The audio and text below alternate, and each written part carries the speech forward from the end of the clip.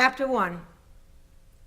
It wasn't at all unusual that Bela could neither read nor write in Russian until she was 17. Born at the dawn of the 20th century in the coastal city of Odessa, she was 15 when the October Revolution of 1917 ripped the wobbling Russian Empire apart like an old newspaper. Her mother, the widow Fruma, was a woman of strong convictions and spotless reputation. In her opinion, the proper place for a Jewish woman was the kitchen. She spent most of her time running a small kosher eatery. By the time she was 10, Bela could bake a perfect Shabbat challah, make a delicious simmus, and prepare the dough for a strudel. As she grew up, Bela shouldered more and more responsibilities, allowing the widow Fruma some time to herself. She spent this time relaxing on her favorite in the cavernous courtyard, gossiping with her bosom friend, Shendel, the apothecary's wife. It was a huge disappointment, therefore, when Bela announced her decision to attend one of the adult night schools that sprang up like mushrooms out of the moist ground following the revolution. During those feverish years, posters promoting free education wallpapered the city. The population was mostly illiterate and lacked proper appreciation of the Marxist philosophy. So, the newly minted Soviet regime decided to teach everyone who wanted to learn because somebody had to rebuild a country destroyed by the revolution and civil war. The Jewish youths, in particular, were enthralled by the possibility of finally escaping the narrow confines of the Pale of Settlement and having a real career rather than apprenticing to a trade. The widow Fruma was torn in half by this predicament. Having an educated daughter would contribute mightily to her social standing and help her business.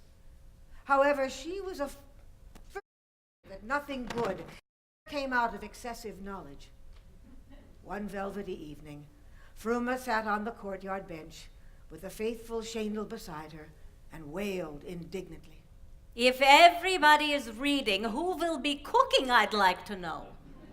Where's me, Shendela? I don't know what's going to happen to that Miss Sugar girl. All she talks about is school, school, school. If I knew who put that Farkakte idea in my Bela's head, I'd make that Schmendrick curse the day he was born. Oi, Frumala. The whole world is turning upside down. Yendo's only son of Rumala was already attending the night school and had recently changed his name to Vladimir. Children are forgetting where they came from, eating treif and thinking they are better than their parents. Just yesterday, my Vrumala, I'll never call him that Goyish name, told me that I don't understand the importance of the class struggle.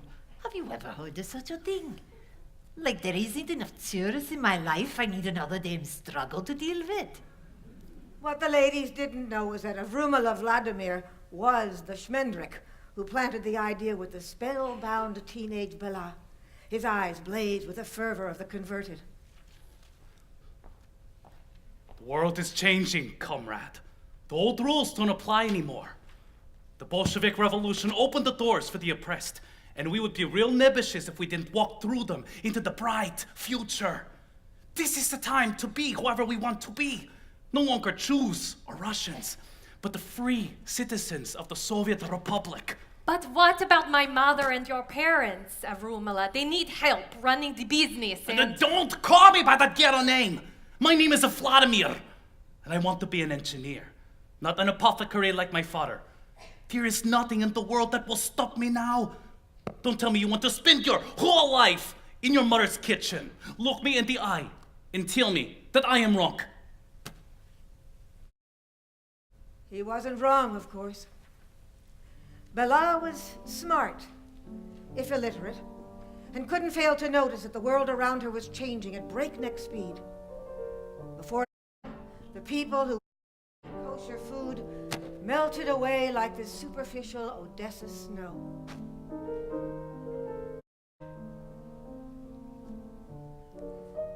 Some emigrated while they could. Some were quickly divested of their earthly possessions by the hordes of government expropriators. And some, like Avrumala Vladimir, were trying to blend in by getting rid of their Jewish identity. Fruma's business slowed down to a trickle, and ultimately the night school idea shifted from outlandish to prudent.